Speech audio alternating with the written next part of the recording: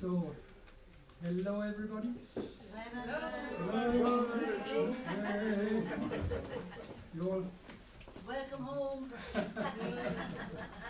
You're very welcome to today's public reading and discussion event.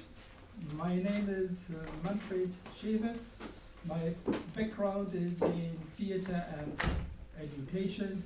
I've been living in Cork for more than 30 years now.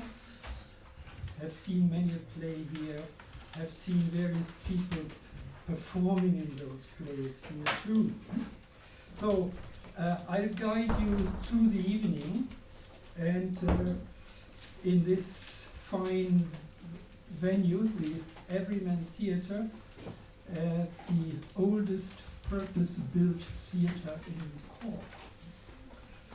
So we have a live audience. It feels like kind of a family event. Sure. Yeah. So isn't it wonderful that we can come together and have gatherings like this again?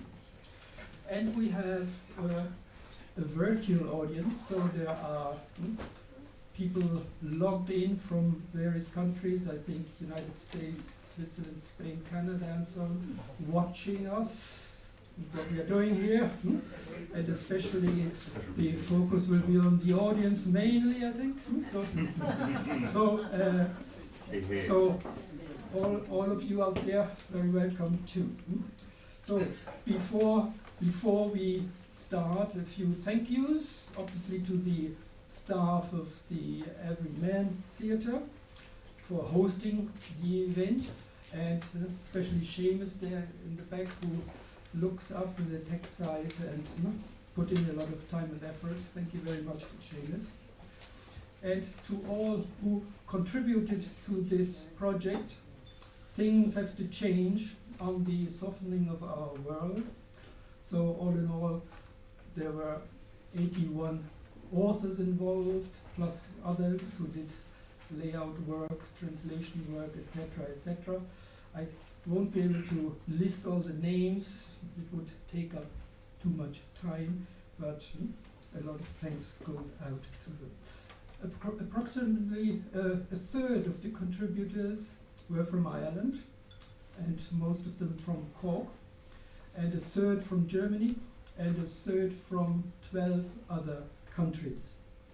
So tonight the main focus will be on the Cork-based authors, and so a special thank you goes out to all the authors and readers tonight. So before we go through the readings, I just wanted to make you aware of the times we are coming from, that we all went through the COVID phase here in Cork, and I thought it appropriate to start with a short film, and the film was put together by Simon Jones and Hannah Bingel. I think I see you over there, and so we will show the film here at the beginning, and just to say, you will hear a voice, so there will be a bit of text in German, but maybe concentrate on the images mainly. It's about the atmosphere created in the film, a bit of a reminder of where we came from, and to see where we are now and afterwards. So, Seamus, the film could go off.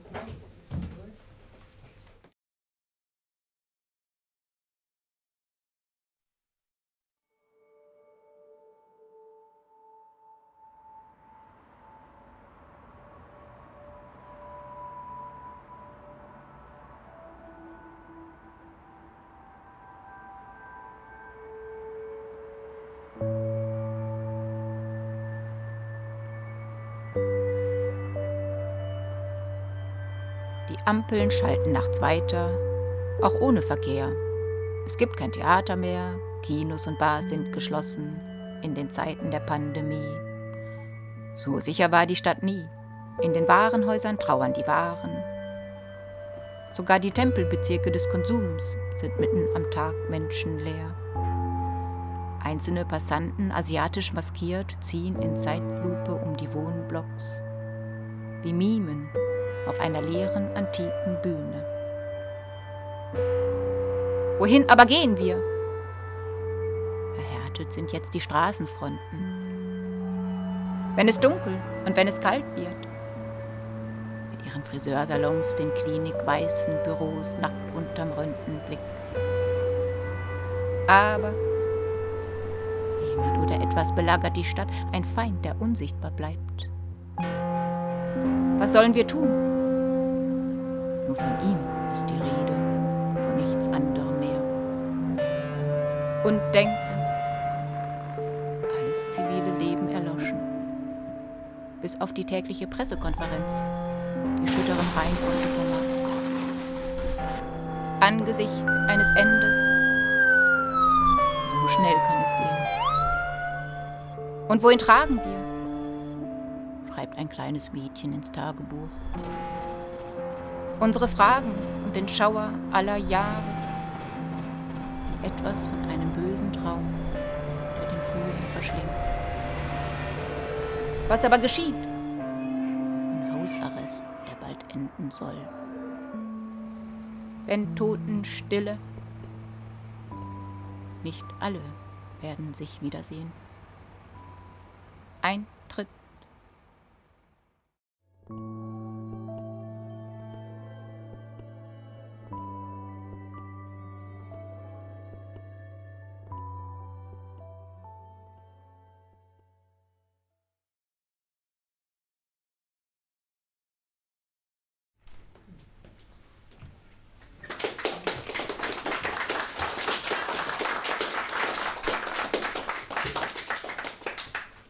I think this is very much of a historical document of the COVID times in Cork. So it was in 2020, in those months when COVID hit us, that I was sitting in my room and thinking about this world and all kinds of crises in the world, and then COVID on top of everything, and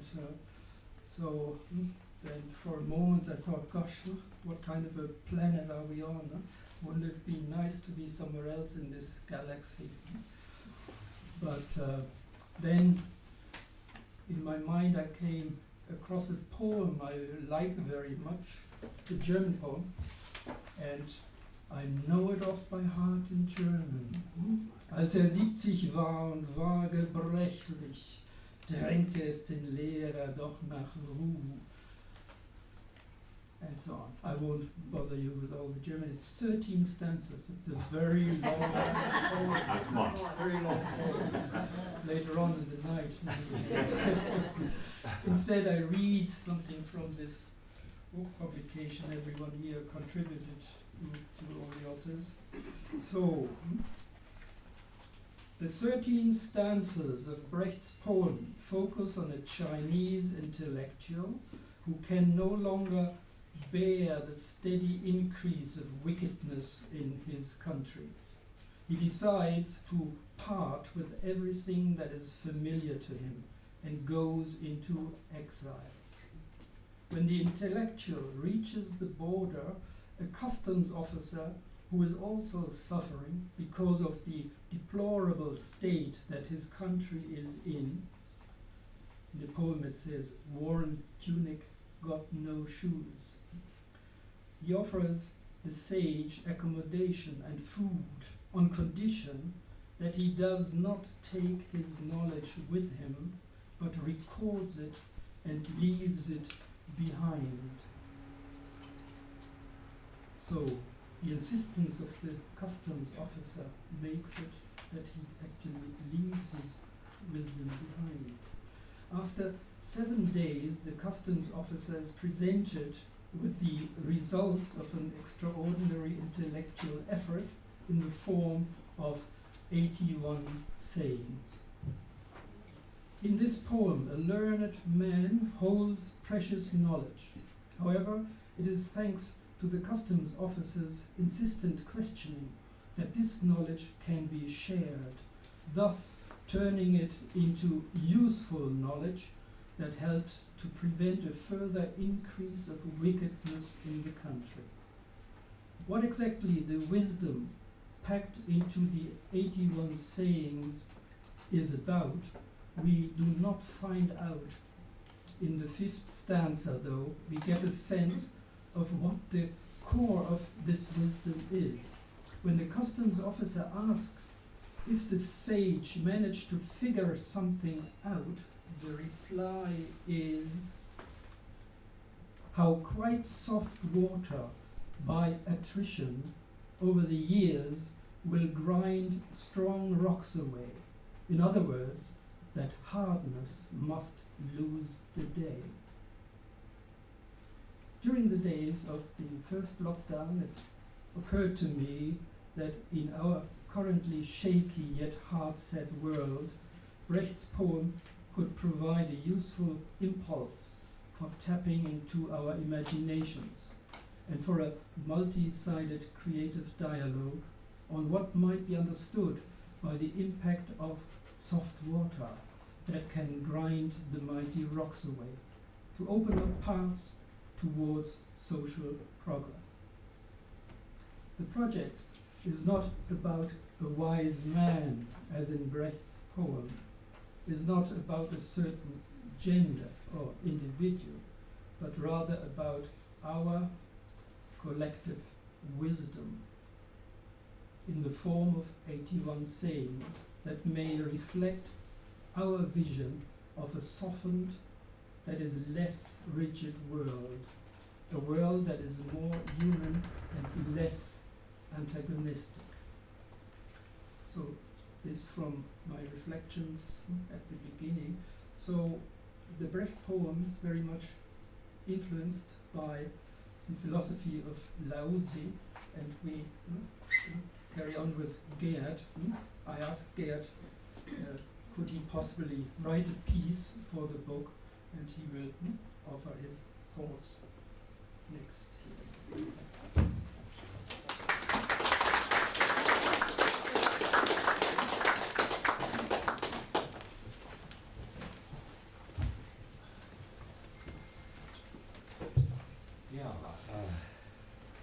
Brecht was inspired to his poem by Laozi, a scholar and civil servant during the Zhou dynasty in China. So that is roughly, probably, presumably, in the 6th century BC. So Brecht was able to bridge 2.5 millennia, and I think that's, especially for a die-hard communist as he was, that's quite an achievement. Laozi was a founder of philosophical, this movement of philosophical Taoism, and that persists today still, even in China, even so it comes under pressure under the communist regime there.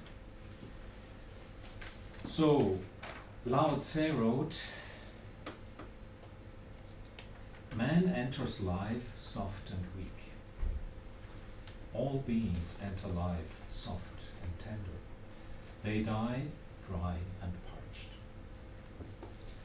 Thus the heart and the strong are the companions of death. The soft and the weak are the companions of life." For Brecht, the soft water symbolizes the basic principle of a political ethic that triggers revolutionary hopes for social change through resistance to prevailing power structures. Laozi's approach, even though he too develops political ideological ideas, is more concerned with first principles, philosophical principles, and aims at achieving a fundamental condition of consciousness and being which calls into question all power-based models of action and knowledge, and which seeks to cultivate a force that serves life rather than dominating it. There is nothing in the world softer and weaker than water, he writes. Yet in attacking the heart and strong, nothing can match it. Nothing will surpass it. The weak overcomes the strong. Soft overcomes hard. True words seem paradoxical. Water flows through everything and surrounds everything. Without itself having a fixed form, water takes in all forms in the floating formlessness of itself. For Laozi, it represents a kind of wisdom that does not claim to know, but wants to enliven all beings. The all-pervading water carries and spreads the power of life. The surrounding water absorbs all living things, and thus, in the depth of water, life is born anew at every moment.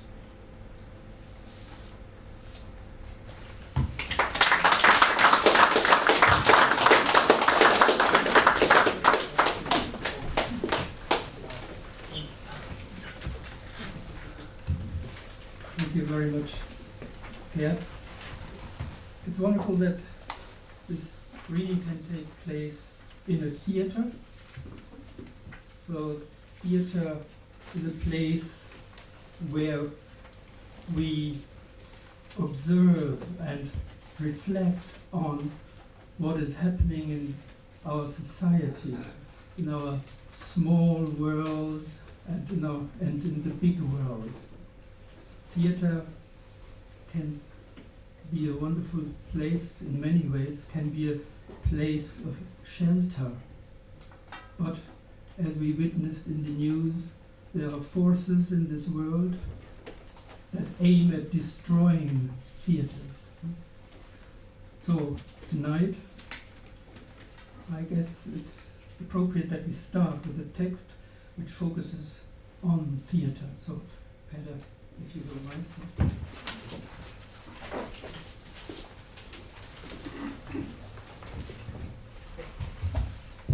So Goethe was a huge fan of Shakespeare, so I believe it's only appropriate that it's in this book is a little quote from Shakespeare in a passage written by Christian Schwers. Oh, that this too solid flesh would melt, thaw, and resolve itself into a Jew. That's from Hamlet, Act 1, Scene 2. Kristen goes on to write, as Shakespeare's tragedy continues, Hamlet confronts the great questions of humanity. To be or not to be, to act or stay silent, to take vengeance or acquiesce, to live or die in view of the squalid corruption of the world all around him.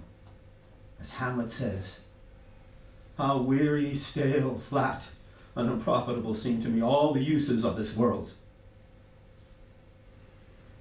At the start of Hamlet's self-interrogation, this deep quest for an answer, we see a longing simply to melt away, a yearning for what is all too solid, all too rigid, to dissolve, which in Hamlet amounts to a death wish. Such knife-edge death wishes are not exactly what our world is currently short of. But in view of the present challenges to our society, that Hamlet's physically, mentally, and emotionally deeply felt longing, captured in the image of everything hardened and rigid melting, could this not present a bridge to more humane ways of behaving and dealing with others, to conduct worthier of our humanity?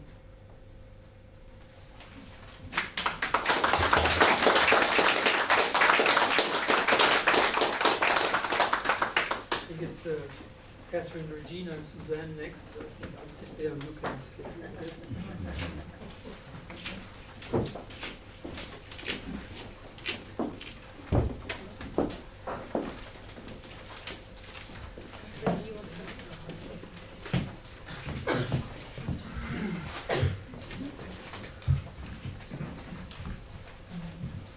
So I'm going to read a poem from my favorite poet, Charles Cynic. It's called The White Labyrinth. There is one waiting for you on every blank sheet of paper. So beware of the monster guarding it, who will be invisible. As he comes charging at you, armed as you are, only with a pen, and watch out for that girl who'll come to your aid with her quick mind and ball of thread and lead you by the nose out of one maze into another. Charles Cynic. It was not until halfway through the second very strict lockdown in Ireland that I fully realized, fully comprehended the enormous privilege I had, which is the subject of Cynic's poem. To have spent my whole life being led by the nose from one creative project to another, confronting monsters regularly, had given me exactly what I needed to fully appreciate enforced isolation, having more time to follow that ball of thread. It is a great privilege to be an experienced monster slayer, to be armed with only a pen or a pencil or a brush or a dusty piano in the corner of the living room. And I bow in thanks.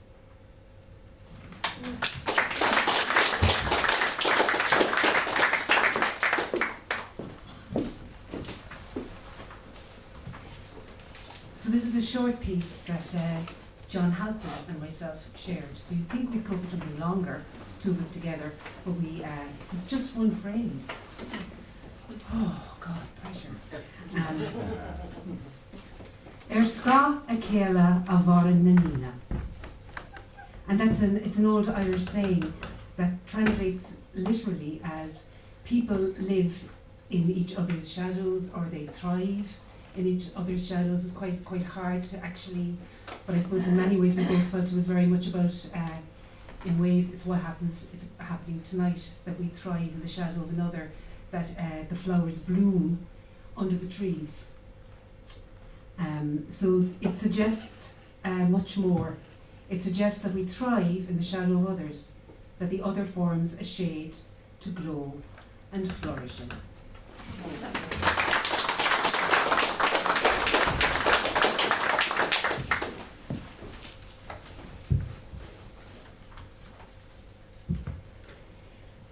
So the quote, "Life is movement without movement. Life is unthinkable." Fennel's Bay, a place in Ireland where I have been living for 26 years, has a stony beach. In the summer, the rounded stones lie quietly stacked up on the half-moon-shaped beach as the water softly rises and falls. As soon as the weather turns stormier and the wind churns up the sea and the forces of the tide and moon converge, it looks much more dramatic down there on my almost daily walks. There's a rumbling and a roaring as each landing wave pushes the stones together. Particularly at night, you hear the sea, this huge grinding machine, as it incessantly rolls and smoothens the stones, and in the morning they seem freshly polished, thoroughly washed, and newly arranged. This natural spectacle can last for days. Today, I sit at the top of the bay, tracing the roundedness of a stone in my hand. All is so peaceful, and just now, light waves are glittering, the stones are soaking in the sun. And yet, this pleasing shape in my hand has come about through the interaction of nature's mighty forces. It is the moving water that wears away the stone's corners and edges. This stone in my hand bears everything inside itself. The crashing storm waves, the warming sun. It has yielded to being constantly in motion and is rolling along as if of its own will.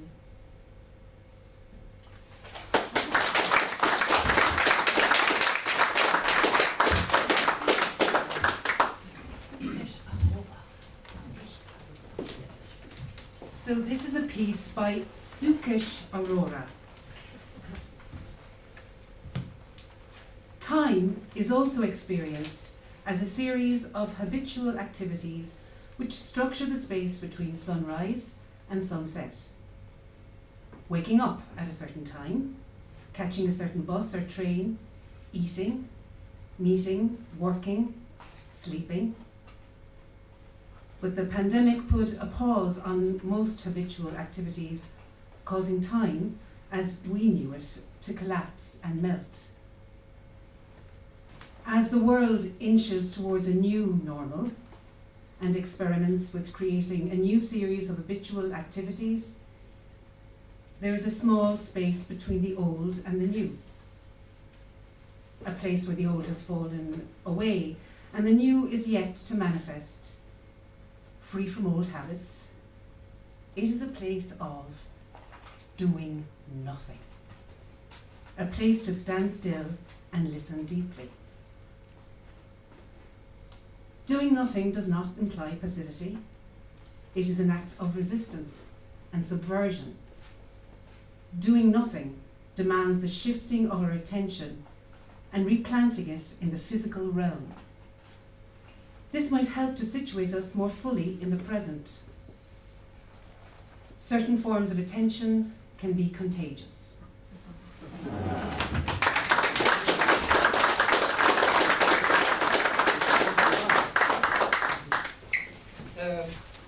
There will be quite a number of readings, so if any of you has a question for anybody who has read a piece, we can engage with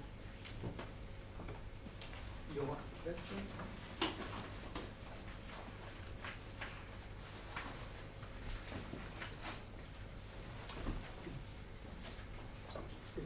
Where is the Stony Beach?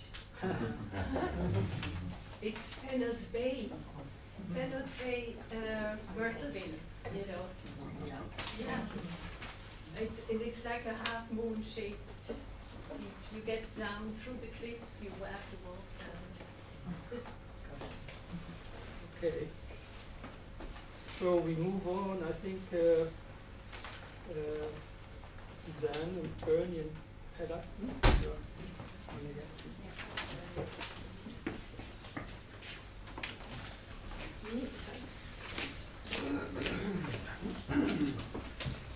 Okay, so I'm reading Louisa Schewe, my daughter's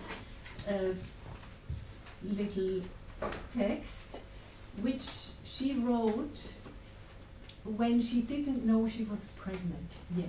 So it was her first month of pregnancy. So it's it's called New Life Always Finds a Way. Nature is a miracle. I stood in awe of the beauty of this miniature bloom that sprouted from the cobbled pavement. This delicate, bright yellow, punchy, purple pansy brought great joy as I rushed along the busy city street. It called me to stop, to look, to ponder on the immense delight that this new life brought. Despite the harshest conditions, this little flower had survived. It was blossoming and smiling at the world. New life always finds a way, even through the tiniest crack in a pavement.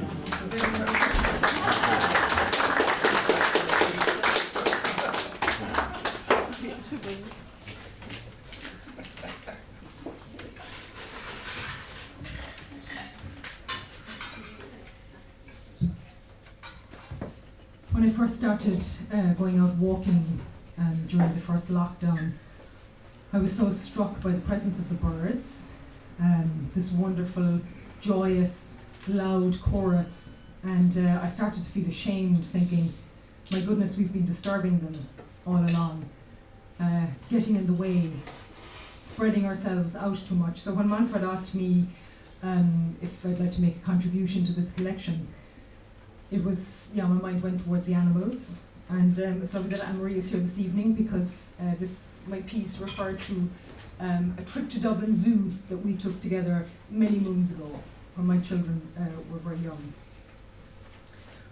Wouldn't it be wonderful if, after locking down nature and other living beings to further our own self-centred causes to the point of their extinction, now in lockdown ourselves, we could take the opportunity to observe quietly, from a distance, and with respect, and learn.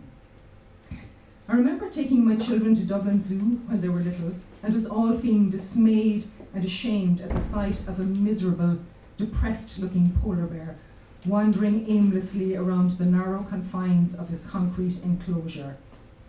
What a contrast that was to the images we had seen on screen of a magnificent and powerful creature resplendent in a glowing white coat, hunting on the ice of the Arctic Ocean, wild and glorious and free. None of us ever wanted to visit a zoo again. The trouble seems to be that as a species, we are consumed with a sense of our own importance.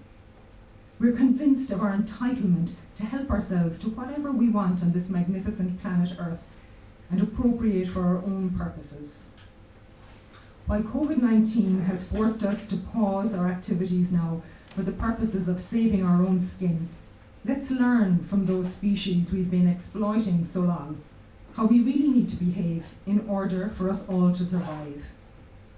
We would do well to bring to mind D.H. Lawrence's wonderful children's poem entitled Man's Image.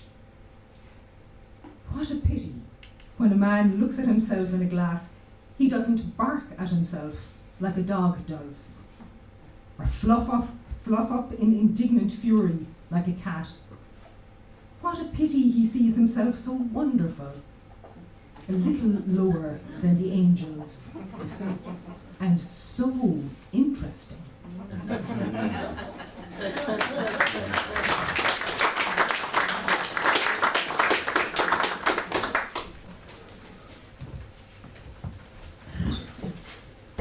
So when I wrote this, we were just about a month or so into it, and kind of enjoying it, because I had more time on my hands, and something I wanted to do for a long time was to meditate more, and part of the reason I wasn't doing as much because I was very hectic. It's a word some Daniel likes to use a lot. And I was very busy, and I kept trying to commit to more meditation. And so I thought, at least the crisis would be a way to do a bit more of that in my life. And I'm very lucky where I live, because I live by the sea, and lovely fresh air, and the air was only getting better, according to the news reports. So that was kind of part of the inspiration, and also the picture I submitted with this was also this super highway in the US with all these entrances and exits, and it reminded me of an anthill looking at this. So those are some of the inspirations for this. Beautiful planet Earth takes a break as anthill transport slows to a crawl. Can the humans learn to stay with the breath? Transport exhaust is the #1 form of carbon dioxide pollution, and it is reducing for the first time since the dawn of the Industrial Revolution. Many of us are learning new ways to work from home and are questioning why we were ever traveling so much in the first place. Once the COVID-19 crisis is over, will we have learned to break our transport addiction? The second half of the saying alludes to the meditation activity of observing the breath. This exercise is meant one to be present in the moment, just watching the breath, trying to not get caught up in stories and mental movies about your ego and projecting yourself in the world, just to be with the breath, in the moment, watching it, letting everything else dissolve. And not to be that busy ant who has to fill up their life with activity every waking moment. So, with the crisis and its restrictions, we have more opportunity for practicing being in the moment with the breath than ever. And I wonder, what sort of world would it be if everyone cherished this activity more than any other?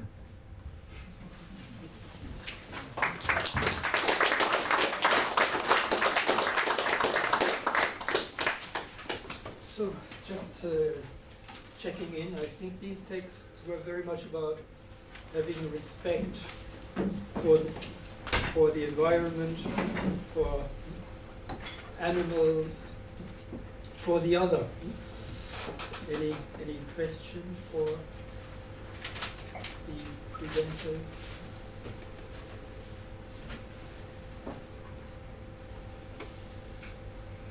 I haven't any questions, but I'd like to say I felt it was a great privilege to be allowed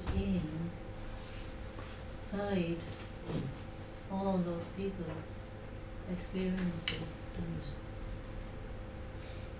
to be given time to think about them and absorb them and put them to good use. Thank you.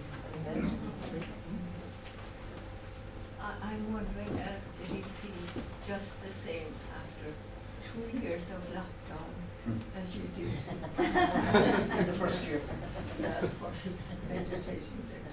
Well, I've gone to from meditating once or twice a day to most days 3 times a day, sometimes 4. Different times, not a lot. I would say like in the morning, usually do 20 to 30 minutes, then another session maybe 15 to 20, and then maybe 2 more 10-minute sessions, you know.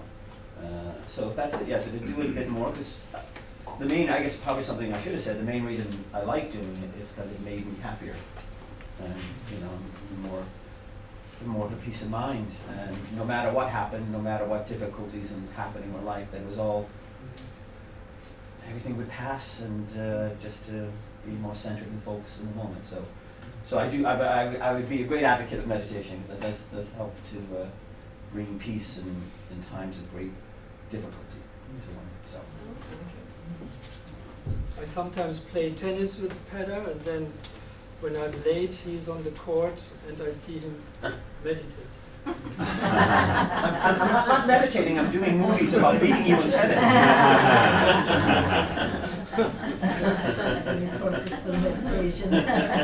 Okay. So we move on to the next group, that's Anne-Marie and Brenda and Barbara.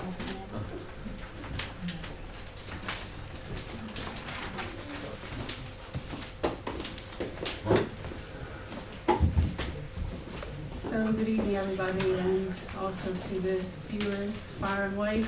I hope you're enjoying this evening's live stream and getting something out of it as much maybe as the audience, and maybe even more. So I'm going to talk about care, which was something that kind of leapt out at me as a way to address the task that Manfred had gracefully offered us all to take on if we so wished. And there are 2 aspects of this that I'd like to explain before I begin in brief. One, I'm referring to a poem by Bertolt Brecht, which isn't the poem that Manfred was talking about, rather it's a poem about an infanticide. A young woman called Marie Farrer from a very poor background, barely more than a child herself, murders her newly born son because she knows she can't care for him. And so Brecht is writing about the morality of the social response to that. And the second aspect that some of you might not be familiar with is I mentioned FLOTUS in the poem, and that's the First Lady of the US. And at the time, of course, it was a Trump White House with all that entailed. I don't know if you can remember that negative aspect of the pandemic, the panic about whether or not he'd be re-elected in 2020, and how we were all hoping that he wouldn't. So. And it also dovetails with something that I'm thinking a lot more about, which is the kind of ethical nature of caring as a radical action and a radical position in this world of ours. So, care. This is an enjoinder and it's also an imperative.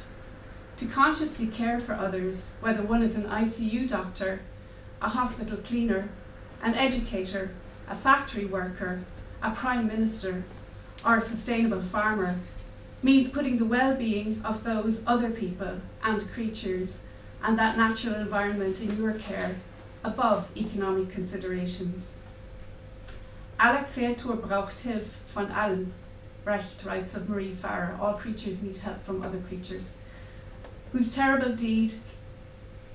committed infanticide, Marie is abject, a poor creature, whose terrible deed is evidence of an uncaring society. The FLOTUS wears a jacket with the legend, "I don't care, do you?" as she boards a plane to visit caged migrant children. During the COVID pandemic, people in care homes die in multiples of those in the rest of our community. Around the world, people are murdered because of their skin colour, gender, sexuality or bodily differences by those and their agents who have traded responsible care for granite-faced power. Our caring must also extend to the environment. Setting ourselves above and outside nature is leading all organisms and landscapes to destruction. Caring can wear down sedimented greed, acknowledge and valorise our boundless interdependencies and fluid connectedness. It is our last resort.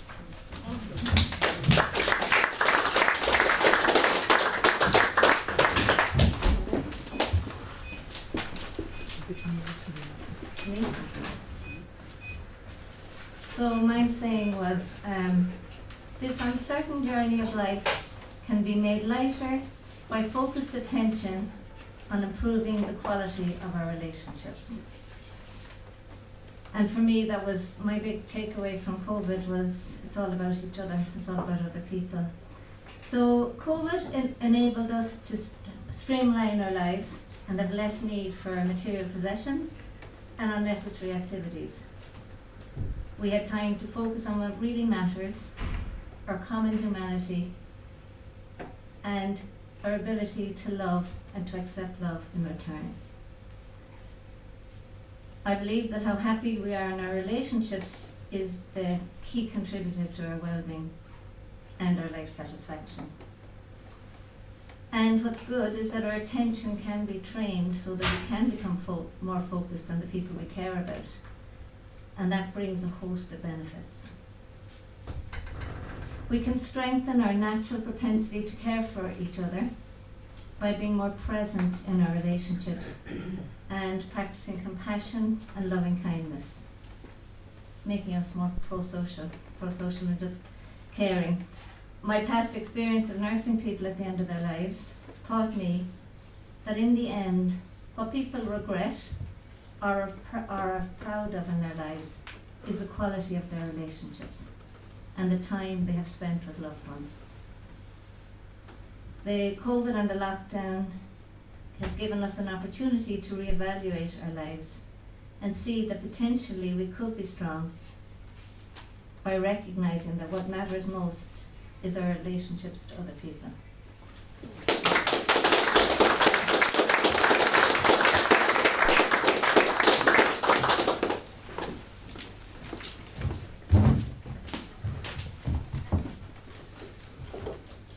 I pick up on the term care, employed by Marie beforehand, and basically during COVID this term was very prominent in our lives, and somehow I reflected more on the term and came across of the term in many different ways.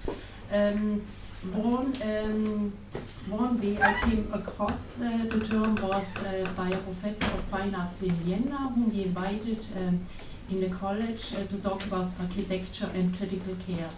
And I was particularly fascinated how she pointed out that this care in the context of architecture has a very broad meaning in a way to understand how we take care of material we choose, resources we transport, how far do we transport them. whom do we employ to make the architecture, which places do we choose, and so on. So this term stayed in my mind, the critical care in the context of architecture. And another one which inspired me was a children's book, and this is what we built by Oliver Schäffers. And I always like the children's books by Oliver Schäffers, in particular his ideas, but also his illustrations. And I brought this book home because my son is interested in architecture and in planning and building. And in a way, at home then we started to discuss this idea of building. Why do we always have to build something, and why do we need to invest so much in building? And this inspired my text. Caring for what exists. Ever since the industrial era, human beings have been particularly concerned with production. While at the beginning we produced goods out of a certain necessity, although the focus was always on us, human beings, and only on a certain type of human being. Who has ever wondered what about the needs of all the other creatures living on Earth, such as all the animals and plants? For quite some time we have been producing things that we don't need, an abundance of superfluous goods, so to speak. With our worship of progress, we have also accepted the risks of modernization and the negative impacts which came with it. For instance, the exploitation of humans and animals, the risks of unemployment, the health hazards and the destruction of nature. I take this from a book which I chose to read during COVID. It is a book by Ulrich Beck, a German sociologist, and its title is Risk Society Towards a New Modernization. Our progress has cost the lives of innumerable species of animals and trees. According to the WWF's Living Planet report, the average numbers of wild mammals, birds, fishes, reptiles and amphibians have decreased by 60% since the first birthday in 1917. We continue to produce, to consume and to discard, however many products cannot be disposed of easily. Plastic bottles, for instance, take 450 years to decompose. Instead of producing less plastic, we manipulate the genes of diatoms, which we hope will then decompose our waste. It is time to rethink our idea of progress. We must produce less. Instead, we need to take care of all that lives with us. We need to take care of what exists. Taking care of what exists is an ethical, political idea, which places care at the center of our lives. All life on our earth depends on networks, connections, and relationships. The more we care for each other, the more progress we make for everyone. Thank you.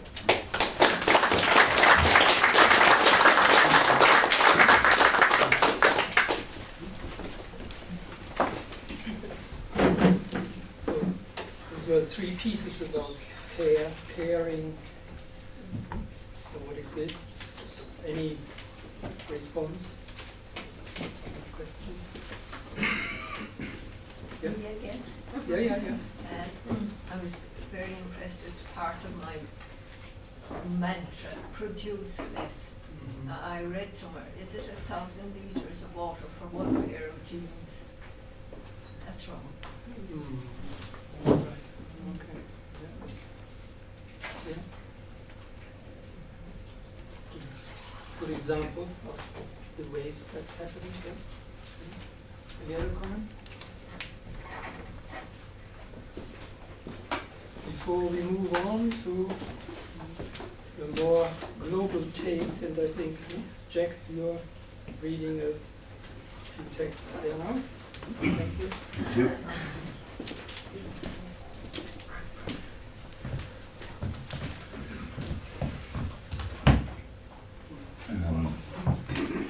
I find it odd that I'm sitting in this chair when that chair is available.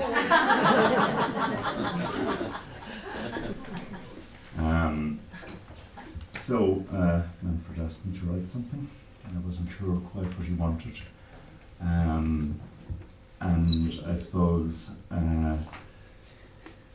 I have worked most of my life in theatre, and I think of myself mainly as an actor, and I've come to understand acting as a kind of a play within the experience of myself. And I suppose central to that is the idea that that experience is negotiable, flexible, it's not rigid. And one of the beautiful offerings of the idea of acting for me is that one needn't be stuck, that there's always play available. And my background, my educational background is in the sciences and in maths, and they still are very important to me. And an extension of that understanding of the idea of self is to actually look to that experience of self in a very broad cosmic narrative. So I'm have become quite obsessed by the different narratives within which people pitch their lives, if you like. The classic one is what I would call the domestic romantic, or the career educational narrative, or we may pitch our lives in the context of religious narratives, or historical or political narratives, or whatever. But the one that really interests me is the 14 billion year old cosmic narrative that not only has given rise to me, but everything that we experience in this room right now, and everything in the cosmos as it is right now. So, new glasses.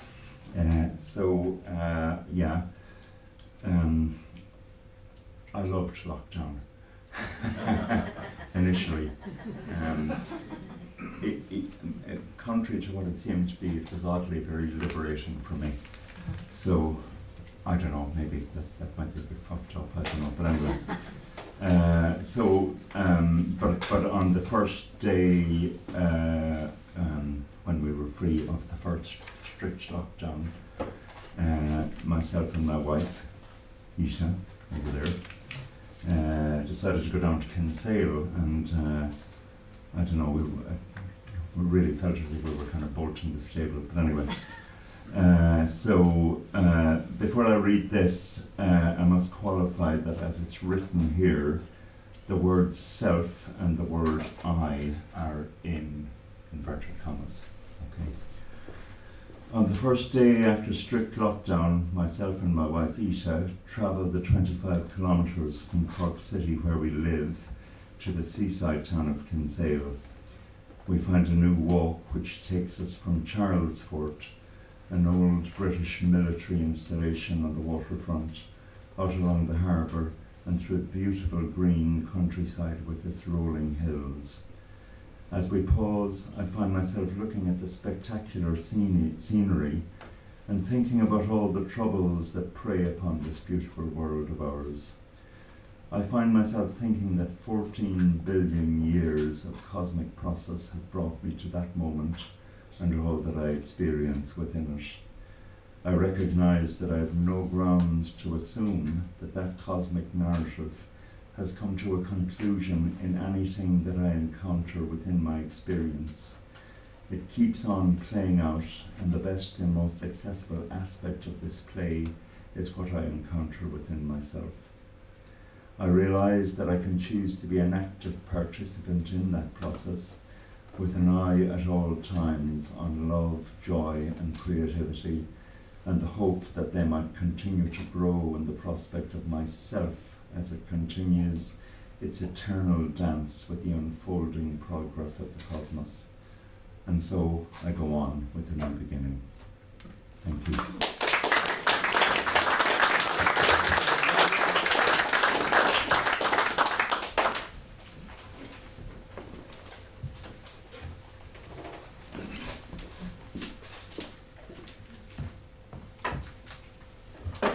Hello again.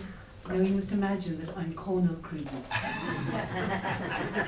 Right. So who unfortunately isn't well, but it's not COVID. So he couldn't make it tonight, unfortunately. So I know not with what weapons World War III will be fought, but World War IV will be fought with sticks and stones. Albert Einstein. They're the words I have. Gosh. World War IV will not be about territory, ideology, or religion. No. Human activity has pushed survival of our species to the cusp of Armageddon. The next war, to end all wars, will see us defending our planet against the side effects of human excess. Our future came into sharp focus when a 15-year-old schoolgirl stepped out from behind the barricades. Her words cut through the racket of saber-rattling and rhetoric. Greta Thunberg is that modern-day Joan of Arc. Her message is global and parochial. She reaches out to every living soul across the planet, regardless of colour, creed, or nationality. My message is the same to everyone, she says. We must unite behind the science. Like the prophets of old, she insists she is but a conduit to a greater knowledge, a greater power. And when our leaders reassured her, saying, "I am listening to you, Greta," her rebuke was as sharp as it was blunt. Don't listen to me, listen to the scientists. Maybe Albert Einstein could not have anticipated that we would experience a global crisis that in moments feels as if World War III had broken out, fought with nothing more than a face mask and a squirt of hand sanitizer, with army lorries on standby to upload and drive away the corpses.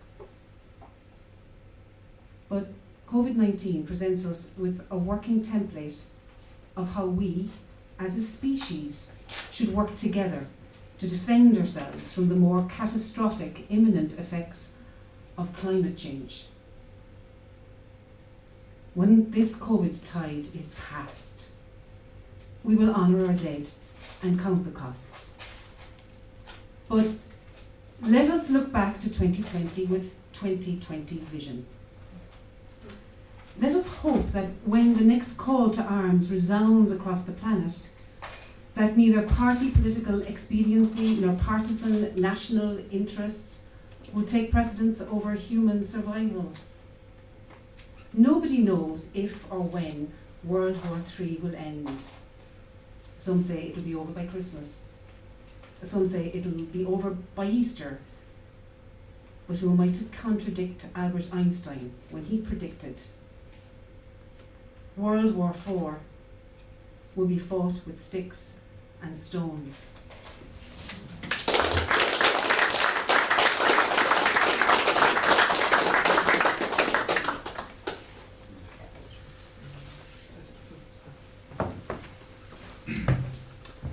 Hi, it's me again.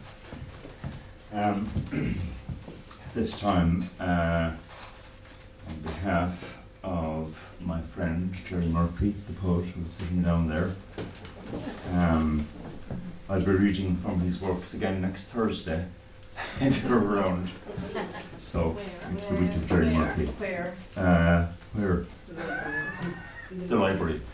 Half 2. It's a celebration of Jerry Murphy, long overdue. Okay, so anyway, this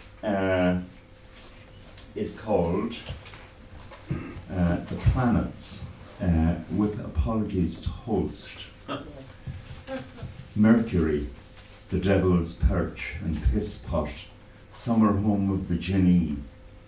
Venus, dense clouds of sulfuric acid streaming across a rock-strewn surface. On 900-degree, 2-month-long afternoons, and not a sign of Elvis. The less, Earth, the less said, the better. Mars, with Elysium, Arcadia, and Utopia, what more could you want? Jupiter, big, blustering ball of gas, don't even think of landing.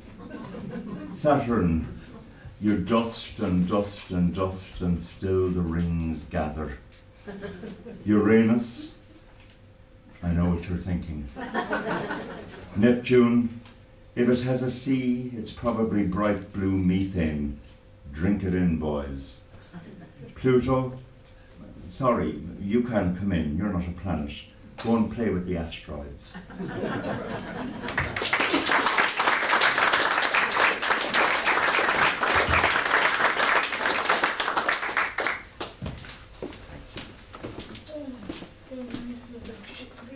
Doors, I think, just Yeah. really spare. Yeah, there's the one back there. Yeah, And then you can use this as well. yes, you see. Oh, yeah. So this was a very broad take, very cosmic, looking at planets and everything. Any response to this broad perspective?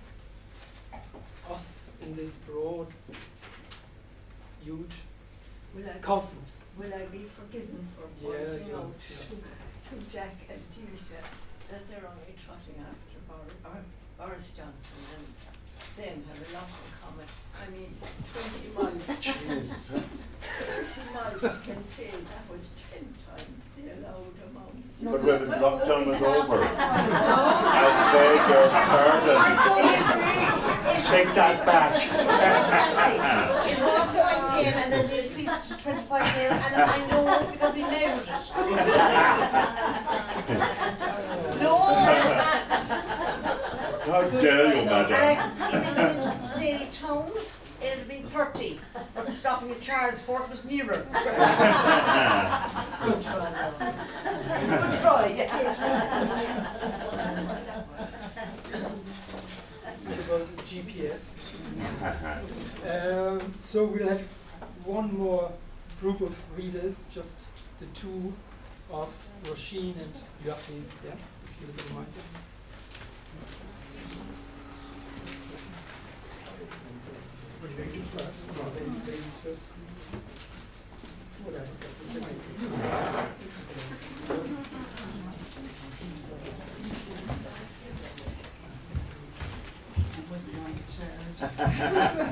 It's a shame. Thanks, Manfred, for organising the evening, and thanks everyone for being here. This was a question about learning. Can we dwell in the ing of learning? We are learning new words, new meanings, new yearnings in this pandemic through necessity, fear, concern, deliberation. We are learning how we respond individually and collectively. We are learning about who we are, what is precious, what we miss, and what is missing. We want answers, stability. We want to know what is going on, what are we going to do, why is this happening. 1,000 other thoughts and questions speed along the days and sleepless nights. Education systems have had a shock. Attempts to continue to reproduce procedures, examinations, results, emphasize the hard edges of education, foregrounding the grinding nature of content, the ongoing dominance of what Paulo Freire called the banking model of education. Can we instead examine education itself as it is paused in this suspended animation? Can we hold it up in the air and ask where and how it is more than a warehousing process for children so that parents and carers can work? Can we ask how this fundamental system contributes to the life of all in its domain? Can we take a pause, take stock, and ask what it means to learn? Dwelling in the open unknown of this experience of a whole new world, the ongoing conjoining sense of the ing, the ing, in learning might help us make a shift towards an ongoing collaborative inclusiveness that shifts what we do and how we do it. Our focus then might shift to process and connection, not product and exclusion. Can this crisis offer a time for slowing down into smaller spaces and opening up to the wild indoors of imagination? Can we learn like water, which always finds a way, sometimes softly, over time, carving new paths into old stones?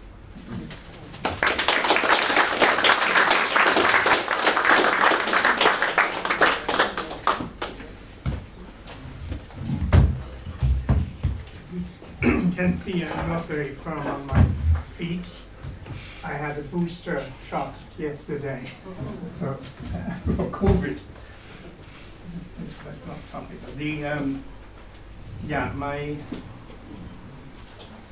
entry here was very much under the influence of the first lockdown. And what I picked up from Manfred's introduction and suggestions that is all about change. Es muss anders werden was the German phrase. Things have to change. And I have a lifelong affair with change. It's not necessarily all edifying. In fact, I don't trust the affair, but it starts with Marx, and when he says philosophers heretofore have only interpreted the world differently. What matters is to change the world. Or think of that often quoted Rilke poem, Archaische Torso Apollos. It's an evocation of a marble archaic torso in this poem, and then completely without any transition, the final line is, "You must change your life." It stuck in my head from very early on, and I realized when I was thinking along these lines how many different instances where change is central have actually accompanied my long life. So when I pondered what to do with this request, I realized that probably my own homemade wisdom wouldn't be necessarily so, would carry it. So I decided to just write two quotations, or basically both from men that I met at some stage and who gave me something that I cherish. The first main quotation is from Joseph Beuys, the artist, painter, teacher, and it says, "You say human nature is not suited for evolution? Very well, then let's change human nature." Say it more. So then I go on, things have to change, things have changed. Life is different now, very much so. But now what is to come after? We must not go back to the way it was before. And here comes the second quote.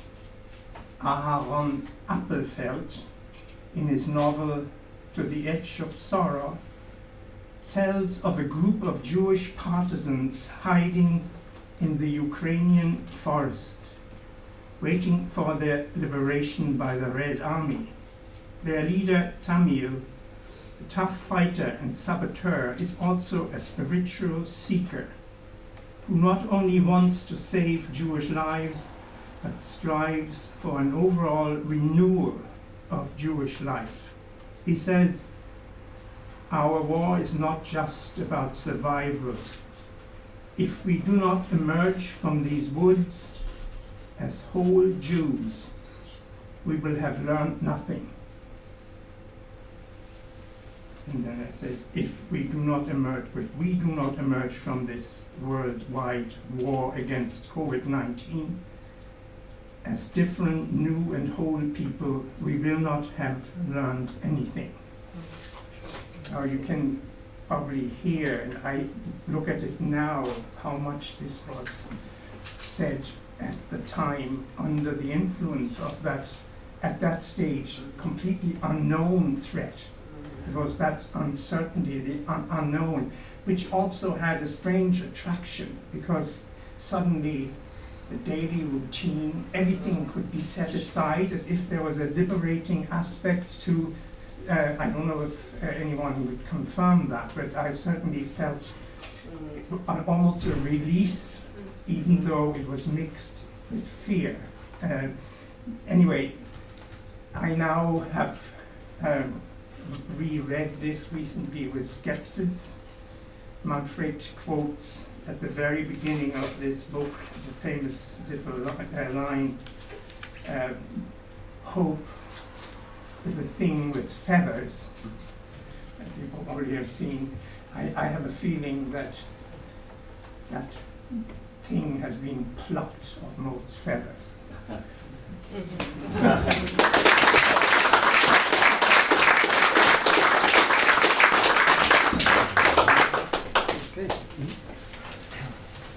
So, thank you very much, Johan, and Regina, and Rashid, and the others. Yeah, so those were the readings we had on the sheet you have there in front of you.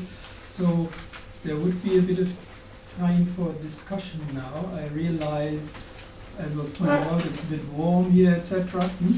And you might need a little comfort break. Some might be trying to get a drink. So what I would suggest is the following. Arising from Roshin's and Joachim's last contributions, so there's the following question, possibly, which you maybe could talk about amongst yourselves while you get a drink and so on, and we come back seated, those who can, after 10 minutes, and engage in a discussion. So the guiding question would be, have we learned something? Can we emerge from COVID-19 as different, new, and whole people, or not? Can we learn like water, which always finds a way, sometimes softly, over time, carving new pathways into old stones? Okay, maybe carry that in the back of your minds and relax now, get a drink, and whoever can, in 10 minutes time, let's say, we have a little gathering and can have exchange our views.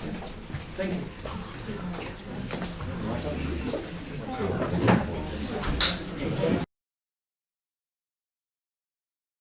Form of salvation. And so the idea now would be to enter into a discussion, come up with any questions you might have as the audience, or the authors, readers as well might have questions, and throw them up into the air, and then whoever wants responds. So that's the idea. Just now, let's see if it works. So let's sit here now and see what's Question. Yep. I don't have a question, but more an observation. Right. You know, first of all, I'd like to thank everybody who contributed, because I feel a bit like a Philistine, you know, among these heavy intellectuals. But I can boast about it anyway. The thing is, I realize now that we are in a post-Christian era, because for me,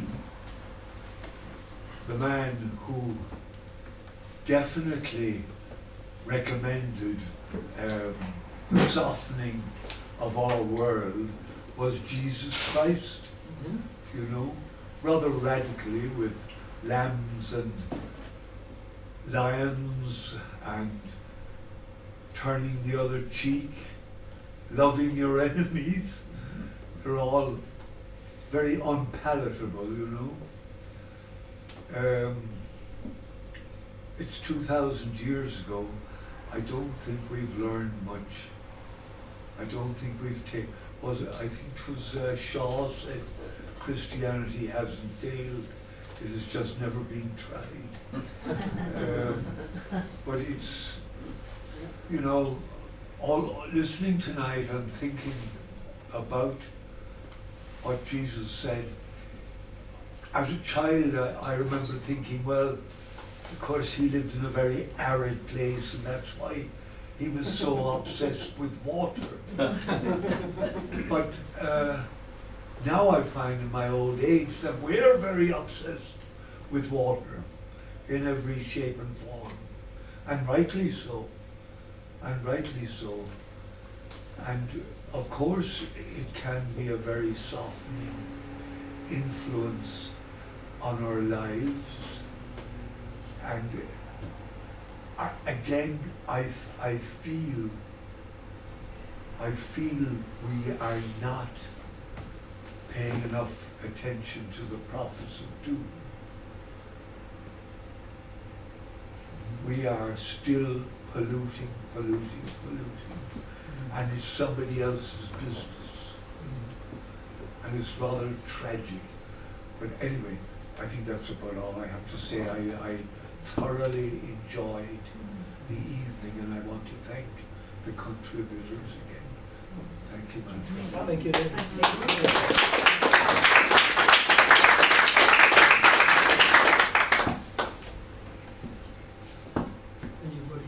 So maybe on a more positive note there, Dave.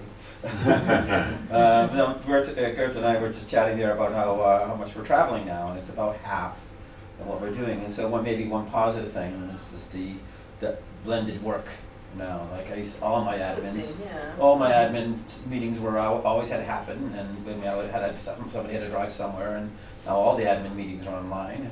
Theatre company, we're having a board meeting in 2 weeks. It's all happening online, and it's going to stay that way. So people traveling 30, 40 minutes don't have to anymore. Some of my, when you're reading a script with actors, you can do that on Zoom. You don't need to make everybody come to the space. So there's, I think there's definitely, that's going to stay. I think, and people are going to want that more and more. Why waste your time traveling? Why pollute the air a bit more? I think that's one positive. I think that will stick. In the long run. And not only that, but it puts the whole thing of assembly, or it shows the whole thing of actual assembly in a new light, that we can do that purely on whatever terms it makes available, And I think another positive thing that came out of lockdowns, and Kinsale being part of that too, was like, I think people realised what was on their doorsteps. Yeah.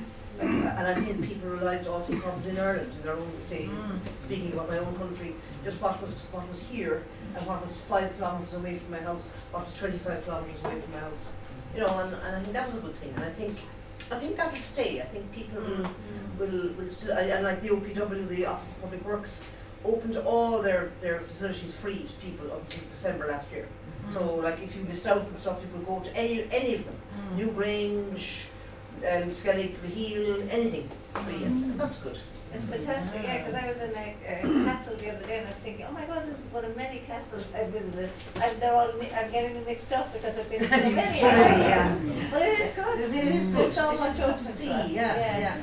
And it doesn't have to be the conventional, majestic. No. The pansy that. The pansy and the pavement. Exactly. Yeah. I think that's a good thing. And the birds. I think we're all much more familiar hearing the birds. Yeah, absolutely. They've always been there, but we haven't heard them. Or maybe I haven't heard them. There were quite a number of texts focusing on attention, perception, and so on, becoming more aware of the space you move about in everyday life. Back to the water. So, I know have dry ropes now, Margaret. Pardon? We all have dry ropes now. I don't actually have a dry rope. Says Anna Maria, who is a great swimmer. There are several great swimmers in the room. Yeah, and I don't have a dry rope. You don't have a dry rope? No, I do not. Very good. As is that a matter of principle? A matter of principle. Okay. So is it the consensus that our awareness has increased because of COVID and lockdown? I think it has. I think it has. I say I'm just speaking personally. I'm more aware of what's around me, and I'm more aware. Like it was funny during COVID, you had less choice. You had very little choice. And life was much simpler without little choice, and it afforded you greater opportunity. To engage just in the now, And that's always good, a bit like the meditation. So how many people became better at things like maybe cooking? Maybe to use the takeaways and stuff like that, you know, maybe they Scrabble, I'd say. Scrabble. I'm a very good Scrabble. Eating, I've never had a problem there. Pre or post-COVID. That's a dig at me. Yeah. But then, is there really like a before and after? I don't think it's a clear cut. No. I don't think we're far enough away from it yet Yeah. to articulate the effect. Yeah. I think it needs more time. Time, Yeah. okay. You know, that it's, and also we're in a world with just as much, you know, it's like something else than superseded it with war. Yes. You Yes. know, Yeah. like it was weird. I just found it strange reading Conall's thing about World War III and then Yeah. and he was calling World War III. So, like in a way, it's not that late. I mean, in a way, there was a huge blur of time. I think around this, but I think we don't. I think it'll take us at least another year because I think there's sometimes I know even at one stage someone said that people were kind of being a bit erratic driving and I think there's confusion and I think also different sectors of society, you know, experienced it in a different way and responded. I do think, alright, the feeling of I love the idea that we were the whole world. That was had it. I really like that. It was idea. all the same. So I think the idea of the world. That's something that became how small. Yes, it is. And this, so on our LinkedIn-ness, but I think that you can say a lot of things and you can contradict them at the same time. That's a strange thing about being human as well. We're you know, so I think people do one thing and then at the same time flights are you know, going back up to where they were, and at the same time then the grid is causing, you know, because people are using like technology more than ever, so they might be driving less, but I don't want to be a prophet of doom, but I don't think it's an easy nirvana in any way we're going into, you know. Bernie, this is for Bernie actually, you know, getting back to the birds, what did they ever do for us?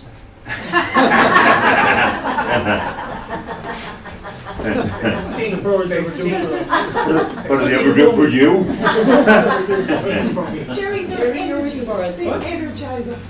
Are we talking about the band now or what? They're kind of shooting though. But I mean, talking about, say, you know, the travelling, I mean, that's always kind of pinned as something that's very damaging to the planet. Thanks, Sherry. And they're expecting it to be bigger very soon. But I think it's also really important to remember that like that kind of activity, as I would see it, is fundamentally positive. Do you know what I mean? It's a fundamentally positive thing that we travel in the way that we do. And I mean, I suppose a less injurious frontier of that would be the whole kind of digital technology thing, social media, where we're in touch all the time with people all over the planet, you know. And I think that, for me anyway, like there's no going back from that. You know, it's not as if we're going to go back to some kind of Luddite kind of dark ages. I think all those things are with us, and many of them are with us for very positive reasons. And I suppose it's, you know, it's for me, it's very much about finding some kind of steady state. And there's a constant dynamic in the world of technology and industry around that, really. I mean, it's probably not happening anything like as fast as it needs to, you know. But I think, like, the concept that the planet will be static somehow is actually gone. You know, I mean, if humanity prevails, it will always have to deal with a play in the climate and the environmental reality. Just because you mentioned, just to add to Jack's perspective, that you were mentioning the digital reality, just to throw in, and waving to the camera. There seemingly are approximately, according to Seamus, 40 people logged in to hear what we are saying from various places. But David, yeah. Sorry, I was just going to say, Jack, that this gathering is primarily of artists, thinkers, you know? Yeah. And a very small minority. Interpreters. Yes. In the national community. And unfortunately, in Ireland, it's a minority that is not listened to very much and not held in the high regard which it should be.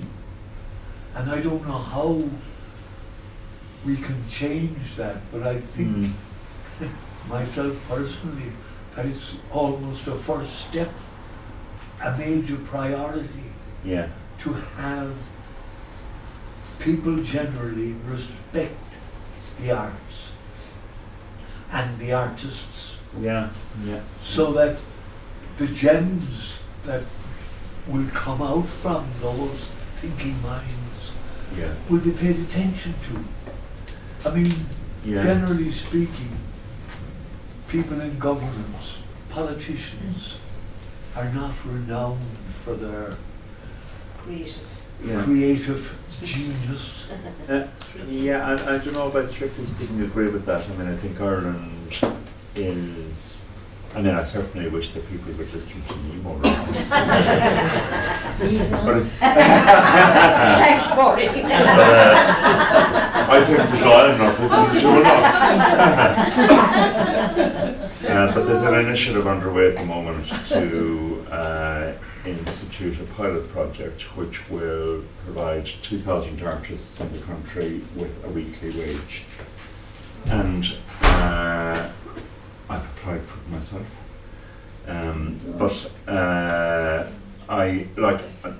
Frankly, I'm not sure that has happened anywhere else on the planet. You know, I don't know. Maybe it has, but I think it's it comes from a very solid realization, actually, of the contribution of the arts in general to the life of this country, and how they were kind of impeded during the time of COVID, and how that was really missed, you know. So, but I mean, I suppose it's like we live in such unprecedented times. You know, who do you listen to? It's like, you know, I think the issue is that we have that the crisis doesn't actually produce any kind of primitive reaction in us that we can understand. And if you're being attacked by a bull, your body fundamentally knows what to do to try and save itself from that situation, whereas I don't think we have anything in us that can react in the same way to what is actually a fundamental threat, the most fundamental we've ever encountered, you know. On the notion of listening to artists, there's quite a number of artists here, visual artists, theatre artists, and Jerry Murphy, the poet. There's a book by him, and bilingual, so note German and English, and we're talking about the world, so setting the globe in motion. So the wisdom of the poet, just a few lines, and the context being Ukraine and whatever, humans do. War and peace. It's exhausting. Beating swords into plowshares. Plowshares into musical instruments.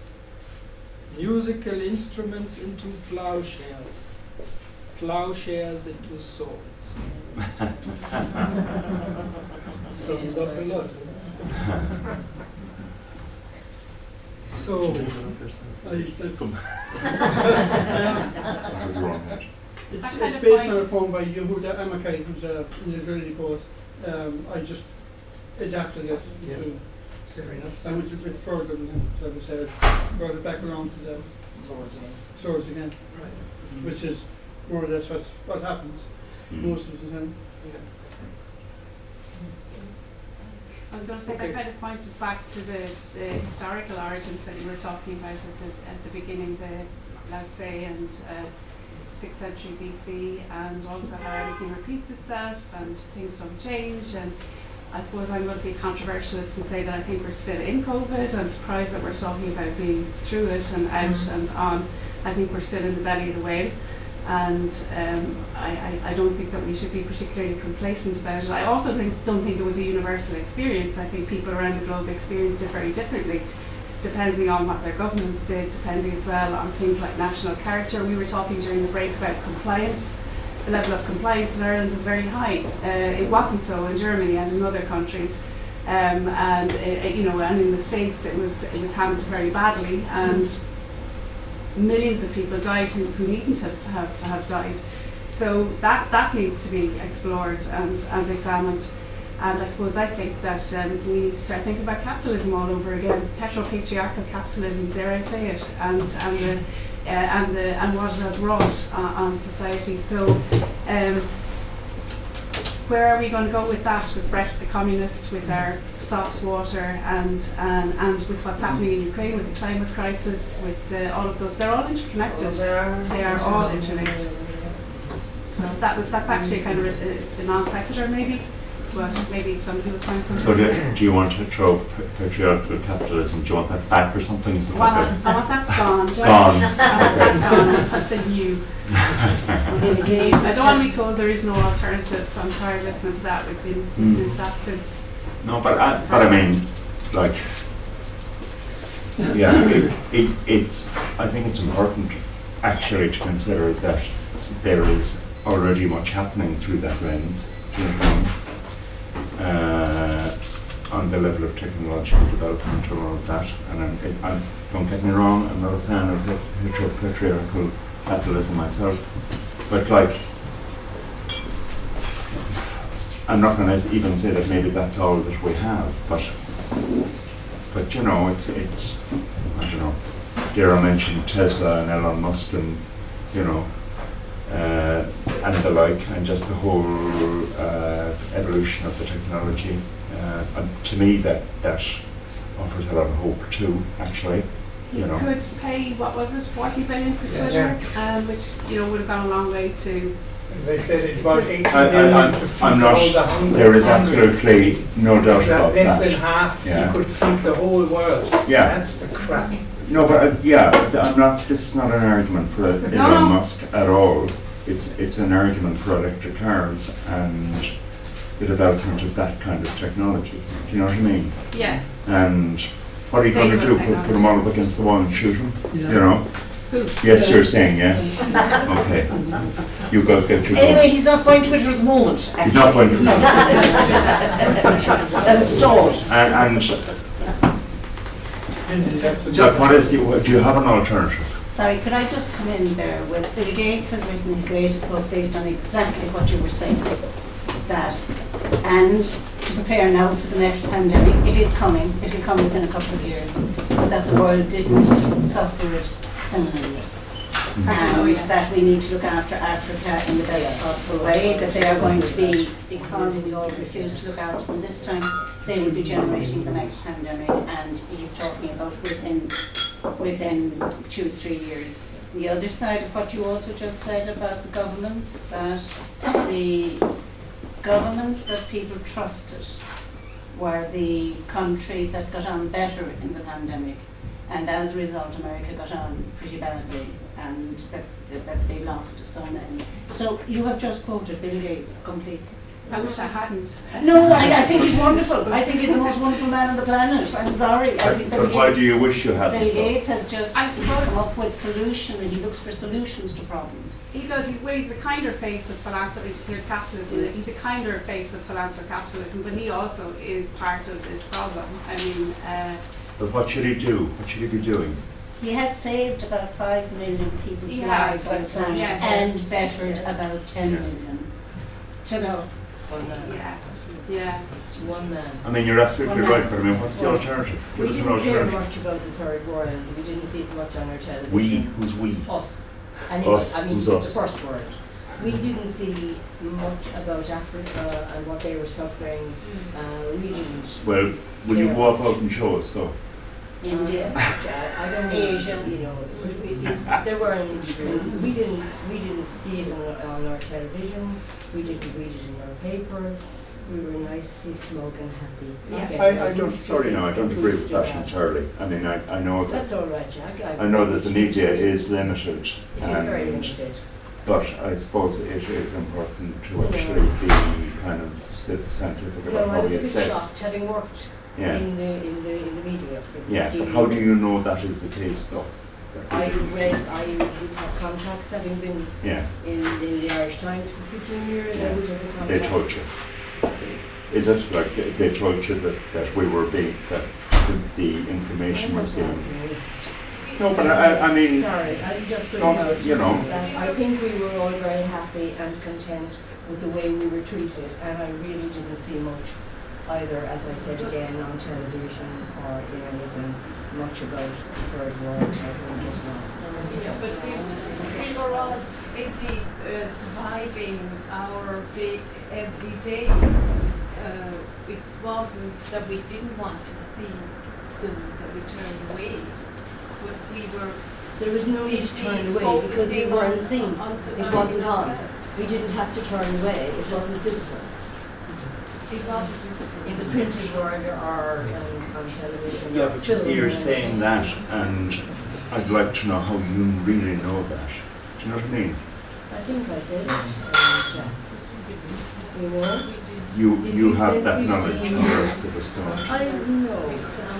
This is to me statistical. I'm just saying it as a general thing. I'm just coming in there, if you don't mind, because we need to think in terms of the time as well. I realize some have other commitments, maybe we need to go. Is there any, okay, it's fair enough, Africa, perception of that continent, it's a complex topic, I guess. We won't manage to deal with that in all its complexity here, but it's fair enough. It's on the periphery somehow. We ignore what's going on there for various reasons, I guess. But any final comments regarding tonight? Yep. Thank you for a start, because I haven't seen. I kept wondering during the whole pandemic itself if there'd been some kind of creative or artistic response and what that would look like. You can, I know it takes a while for these, but it's great for something like this to happen. And I haven't been to an event at all like this before since things have been a little bit easier. But it's kind of one thing in my mind, and this is, forgive me, an unformed thought, and I thought it was negative, but I think now it might be positive, because it struck me as well that there was quite a lot of people talking about the positive aspects of a part of lockdown, and I understand everyone has a different response to it, and it maybe is to do with the fact it says softening, and softening is generally seen as a positive thing. I think it's fair to say I spoke to a couple of people, well, several people during the lockdown who hated every second of it and were utterly brutalised, emotionally, socially isolated and completely and utterly ignored and not mentioned because they perhaps didn't fit neatly into a particular group or so on and so forth. So it's caused me to think there's maybe a little bit of a blank canvas almost for those unspoken voices, if you see what I mean, to have a similar kind of forum or talk about the negatives. I know people don't like to talk about negative things. I understand that, particularly when they've been through all of this awful stuff.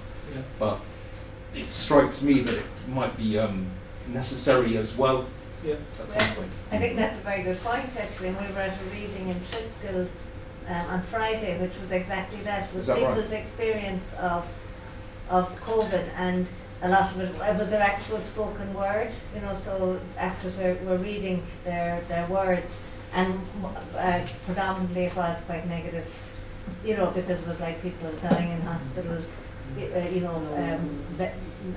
family members. So it was actually really interesting, and it was like that other side, which is certainly there as well, I think, and I think that really balances that struck me as well, is that maybe we were looking at a hopeful side, and then but there's also the lived experience of the really dark side of it. You know, And that's not to say that people who have those bad experiences can't acknowledge that other people have had a positive experience. That's what worries me a little, that people can be in two camps. Yes. And I live in a place, it's a rural area, I won't mention where, but it's totally socially broken, like utterly, by people being at each other's throats over things like that. When the lady was talking about 2 kilometres, I know it was a joke, I realised that. You were going 20 kilometres and it wasn't a joke, I know all of that, but there was real life online versions of that, and there are people that will never talk to each other again over what happened, and it is brutal and it's really bloody depressing, but it's great to see, it's hard to say, but it's great to see that if an acknowledgement of the positive and maybe the early and the walk side bit like this can happen, then maybe an acknowledgement of the other side might be part of that healing. Yeah, most definitely. There's going to be a reading of that play that we saw at Triscoe, about people's negative experience with COVID, at the Everyman here in another week and a half. Oh, here as well. Here. Sorry, what is that? Does anybody remember the name of the play? Actually, hang on. We might have it here. Andrea Stolovitz. Yeah, that's it, yeah. We're struggling to remember the title as well. Elegies or something. Staircase, was it? Or no? Elegy, I think. Elegy. Something Yeah. elegies, yeah. It's here, you probably asked for the Everyman, like, you know. I think we need to come to a close. So, very good suggestion there. I think maybe theatres need to also look at their role in today's society more, in the sense that wouldn't it be great if more of these meetings would happen in theatres, bringing people together, discussing society-related issues, and so trying to close it a bit with Brecht. Brecht was all for entertainment, but if the theatre only entertains, that wasn't enough for him. Theatre needs to be a place for reflection, instruction. So it's a continuous process of thinking through what we are doing, all of us, with the everyday basis, and to enter into a discussion with each other, exchange views. Only that process will lead to solutions of some kind, I guess. So, having said that, Thank you. good night.